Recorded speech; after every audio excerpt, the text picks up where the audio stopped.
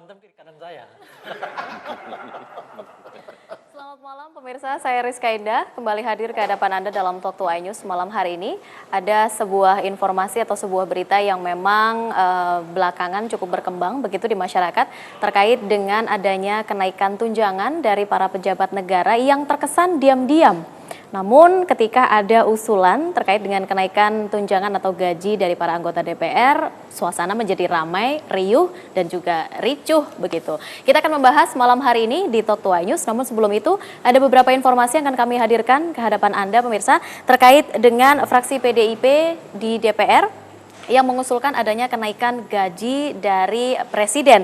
Yaitu fraksi PDIP menilai bahwa gaji Presiden layak untuk dinaikkan terkait dengan tanggung jawab dan juga kompleksitas masalah yang dihadapi.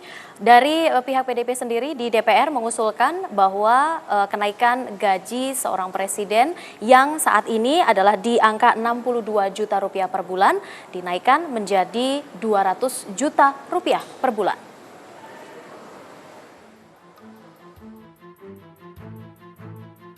Memimpin 250 juta lebih rakyat Indonesia di tengah beragam masalah bangsa tentu menjadi pekerjaan berat Presiden Joko Widodo. Sebagian besar wilayah di Indonesia saat ini dilanda bencana kabut asap dan Presiden belum berhasil menemukan solusi tepat mengatasi bencana tahunan itu. Di tengah situasi tersebut, sebagian anggota DPR justru terkesan tidak sensitif. Adalah fraksi PDIP yang mengejutkan publik dengan usulan menaikkan gaji Presiden hingga 3 kali lipat. Fraksi pemerintah itu menyatakan alasan menaikkan gaji Presiden karena kompleksitas masalah dan tanggung jawab. Selain itu, fraksi PDIP melihat gaji Presiden saat ini tergolong kecil dibandingkan kepala negara di ASEAN. Presiden pun langsung merespon usulan Partai Banteng.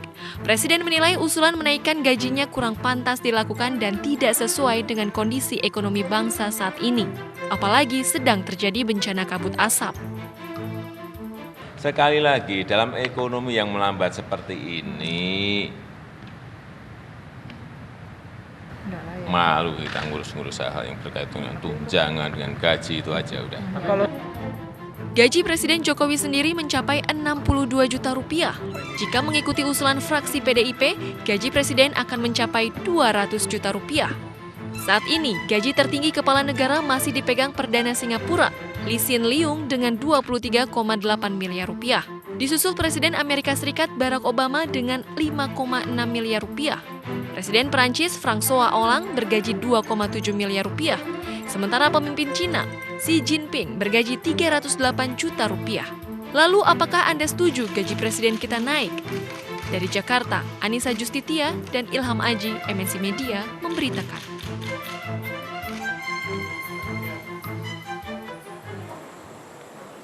Ya, namun di sisi lain pemirsa pemerintah telah menyetujui terkait dengan kenaikan tunjangan dari para anggota DPR yang mencapai 40%.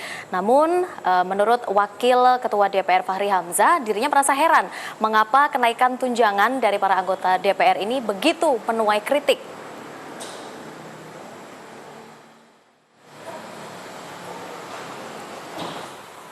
Ya, kenaikan tunjangan yang telah disetujui oleh Menteri Keuangan dalam rancangan anggaran pendapatan dan belanja negara RAPBN 2016.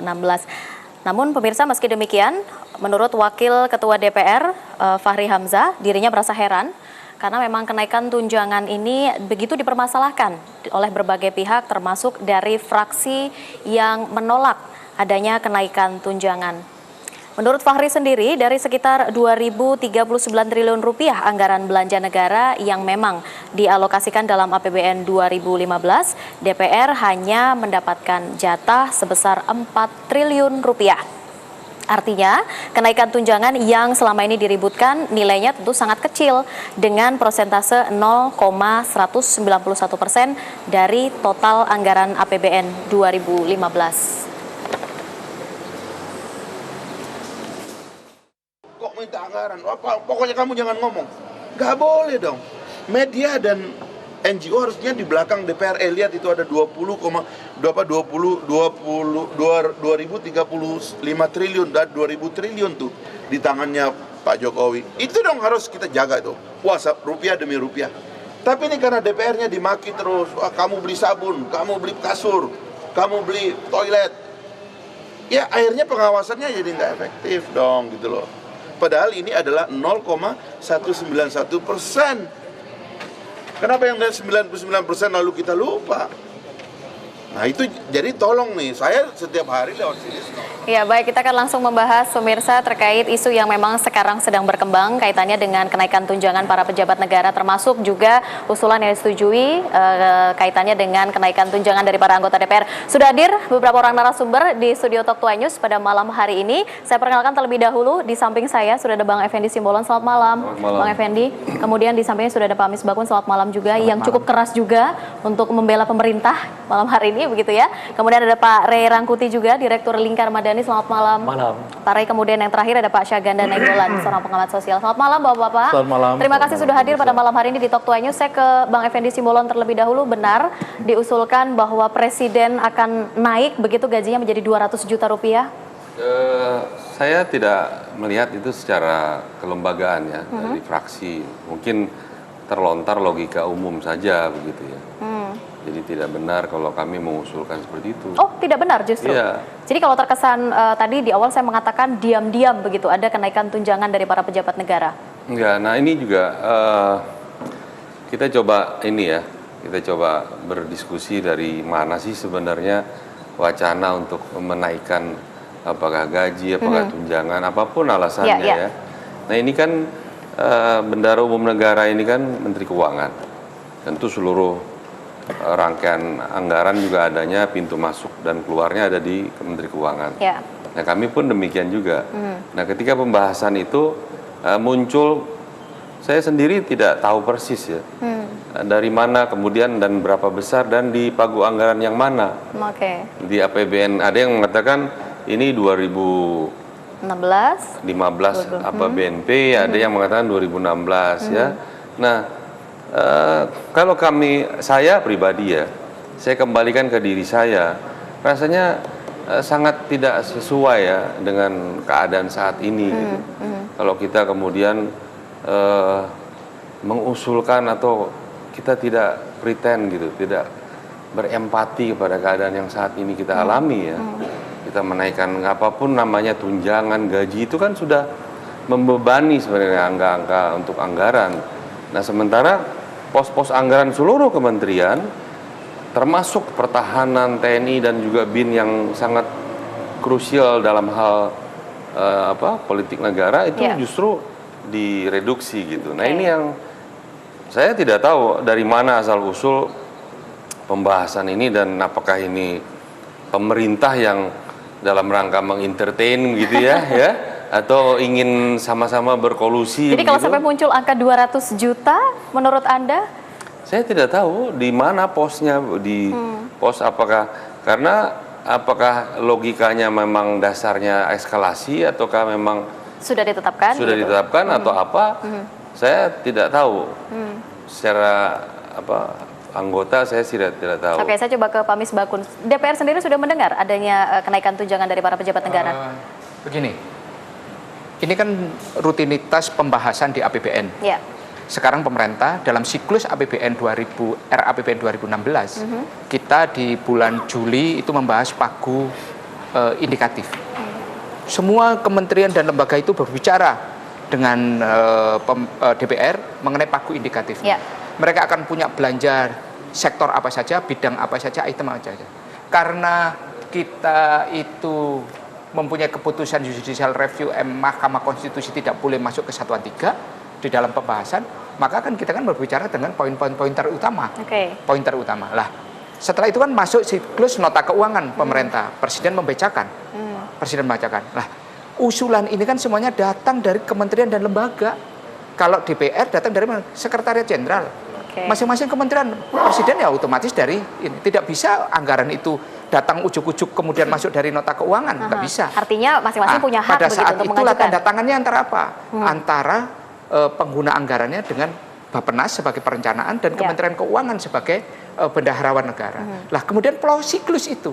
Jadi kemudian apa? Yang paling wajar itu adalah penyesuaian. Itu didasarkan kepada apa? Dua hal. Kewajaran dan ketersediaan anggaran. Nah, biasanya kewajaran itu apa? Nilai inflasi. Itu loh, nilai inflasinya. Lah, wajar dong naik. Karena apa? Setiap proyek juga dinaikkan. Karena apa?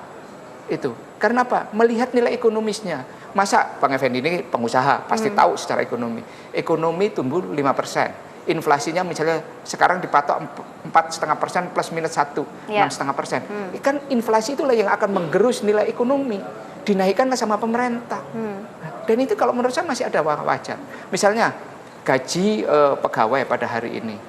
Nah, tidak disesuaikan dengan inflasi. Padahal pada saat yang sama pemerintah itu banyak loh yang dinaikkan. Pertama apa? Ada THR. THR ini di tahun 2016 untuk mendorong pertumbuhan ekonomi yang didorong oleh konsumsi. Ingat, pertumbuhan ekonomi kita, consumption itu porsinya 58%. Ya. Terus kemudian government spending itu ada sekitar antara 9-11%. Ya, karena pemerintah ingin memperkuat pertumbuhan ekonomi, maka ditambah dengan belanja modal yang besar. Untuk itu, consumption ini kan didorong oleh pemerintah. Dengan apa? Dengan daya beli di tahun bilang apa? Dengan pendapatan. Lah inilah sebuah siklus kalau menurut saya dipahami secara. Maksudnya pendapatan bukan kita. Ya, pendapatan rakyat Indonesia. Pendapatan rakyat lah, itulah ya. Saya setuju itu. Ini kan dari siklusnya. Saya bicara tentang siklus pembahasan anggaran. Ini kan ada kemudian ada situasi yang seperti ini. Situasi bahwa negara sedang dalam keadaan ekonominya sedang tidak sulit gitu. Bagus, sedang tidak bagus. Bayangkan, saya kasih tahu pada APBN 2015 yang lalu, APBNP 2015 yang lalu, kita mengusulkan, saya Komisi 11, mengusulkan pertambahan tunjangan kinerja yang namanya Dirjen Pajak. Ya. Karena apa? Kita tahu tugas yang luar biasa berat mereka untuk mencari pendapatan negara. Dirjen Pajak itu menterinya aja kalah besar gajinya. Presiden pun kalah besar. 150 juta take home pay-nya. Tunjangan kinerjanya. Orang nggak ada yang ribut. Orang paling rendah di Direktorat Jenderal Pajak itu lulusan D3 aja bisa hampir 10 juta. Baik. Inilah kalau menurut saya bahkan di tahun 2016 saya mengusulkan Direktorat Jenderal Bea Cukai yang mempunyai tugas hampir sama mengisi kas negara dalam jumlah yang besar supaya mereka mempunyai kinerja yang bagus, mempunyai fokus dan tidak mikir yang macam-macam mencari sampingan. Artinya ingin membenarkan bahwa kenaikan tunjangan yang sudah disetujui begitu. Sepanjang itu logik. Logik dan apa? Dan kita melihat siklusnya. Kalau dari sisi kemudian ini kan yang menjadi keributan banyak orang ini kan tunjangan di DPR. Bagi kita semua anggota DPR ini kan sebuah siklus yang kalau menurut saya jangan kemudian dipermasalahkan di DPR-nya. Kita lihat utuh secara keseluruhan. Kemudian jangan sampai kemudian Menteri Keuangan seakan-akan menjadi korbannya. Dia itu kompilator semua usulan kementerian dan lembaga yang mengajukan bahkan dipotong usulannya. Usulannya dipotong, masuk nota keuangannya lah. Baru dari nota keuangan itu dibahas bersama dengan Badan Anggaran. Saya kembalikan lagi yang terkait dengan kenaikan gaji atau tunjangan dari Presiden senilai 200 juta rupiah begitu. Kalau menurut Anda sendiri dari DPR sudah memang mendengar adanya kenaikan itu? Saya belum pernah mendengar. Tapi kalau menurut saya wajar Presiden naik. Tetap wajar saja tetap gitu wajar. Ya? Loh, Presiden ini kepala negara. Dan kalau menurut saya ya, Presiden ini ya kan harusnya menjadi top eksekutif yang memikirkan seluruh kepentingan bangsa ini. Dialah yang harus mendapatkan gaji yang tertinggi. Dia tidak boleh dibawa gaji Gubernur BI. Dia tidak boleh dibawa gaji Direktur Bank BUMN.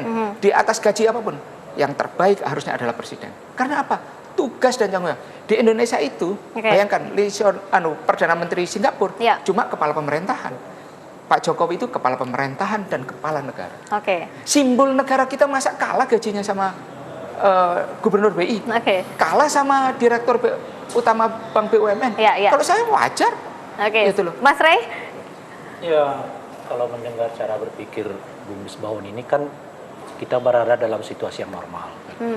Ekonominya bagus, politiknya bagus, orang-orang yang bekerja di dalam pemerintahan itu juga bagus-bagus dan berprestasi, kira-kira begitu ya. Terus target-target kita tercapai seperti yang diharapkan. Taruhlah misalnya soal pajak.